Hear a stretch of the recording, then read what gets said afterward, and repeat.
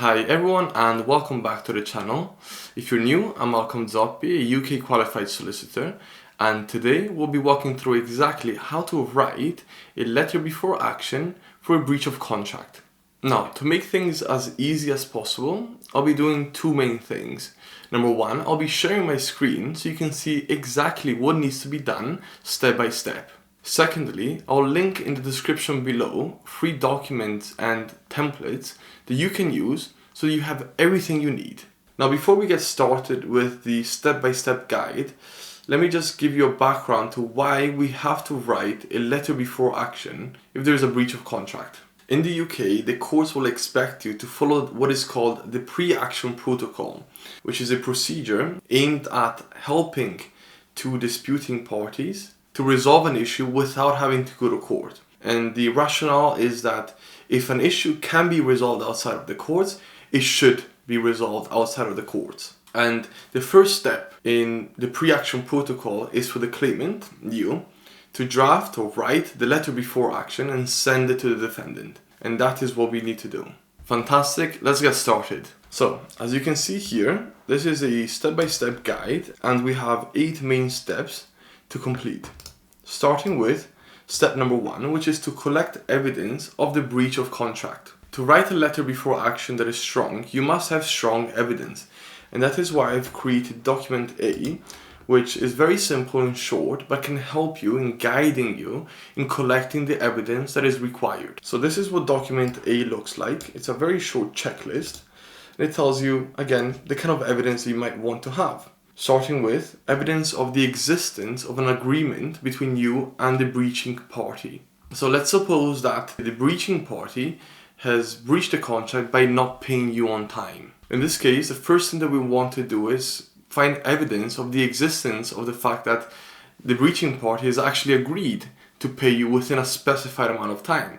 So is this written in a contract, in a written contract that says the defendant has 30 days? Or is it via email? Or worse, is it just a phone call? Then the second piece of key evidence that we need to gather is evidence of the breach of contract. So have you sent the defending party invoices and email stating that their invoice is overdue, and have they responded acknowledging the fact that they are over the time period? And ideally, you would also find some evidence of the fact that you've tried to resolve the issue in an amicable way. This is important if the case goes to court. You want to be able to show the judge that you have tried everything possible, everything reasonably possible, to try and resolve the issue without having to disturb the courts. Fantastic. So once you've collected the evidence, we want to move on to step number 2, which is to save that evidence in a PDF bundle so that you have it all in one place. This is just easier for case management. Great. We can now actually move on to step number 3, which is to write the letter before action for the breach of contract. Now, in the documents that you will download, you will find document B. This is what it looks like, and it's a template letter before action for breach of contract. I've amended the letter to make it as easy as possible for you guys to use. As always, you will need to replace the square brackets with your relevant information. So for example, here, you will include your logo, your company's details, and the defendant's company details. I won't go through the whole letter, but I'll just outline the 2 main parts. The first is the table of definitions, and the second is the actual body of the letter. Now, the body of the letter will use defined terms, and you can recognize that they are defined because they are capitalized, and the terms are defined in the table of definitions. The reason why it's set up like this is because it makes things as easy as possible. You will only need to amend this table by including your relevant information where the square brackets are, without having to amend the body of the letter unless it's not suitable for you. Fantastic. So once you've actually replaced the square brackets with your relevant information, you can come back to the step-by-step guide and move on to step number 4, which is to sign and date the letter before action for breach of contract. Now, the date that you put on the letter should be the date on which you actually post the letter to the defendant. So if you date it today, you must send it to the defendant today. Let's move on to step number 5, which is to actually send the letter by signed for first class post, and you should send it to the defendant's registered office address unless your contract with the defendant says otherwise. So I've included two useful links here.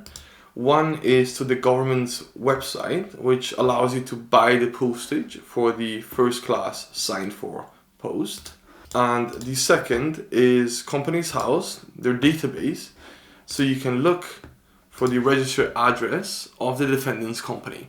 Now, the reason why we're sending it by signed for first class post and we're sending it to the registered office address of the defendant's company is because we want to eliminate the possibility of the defendant arguing that they've never received any letter from you, which, believe it or not, is actually quite a common defense or argument that the defendant uses.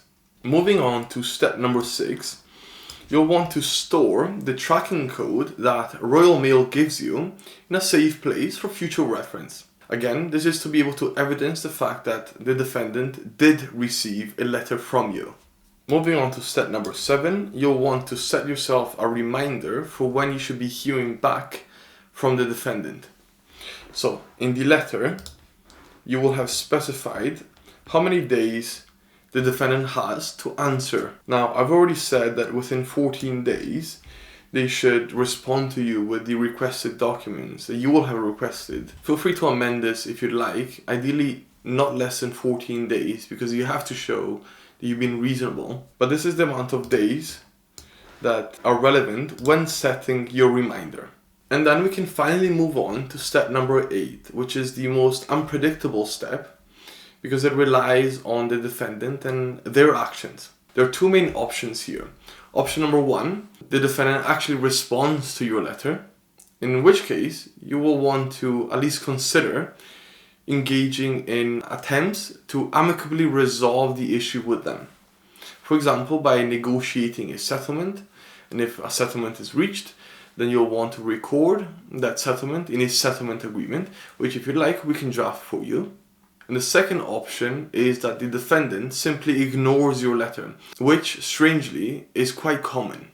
Reasons why they ignore your letter is because they don't take it seriously, they don't believe you will pursue anything, or they simply don't feel like it.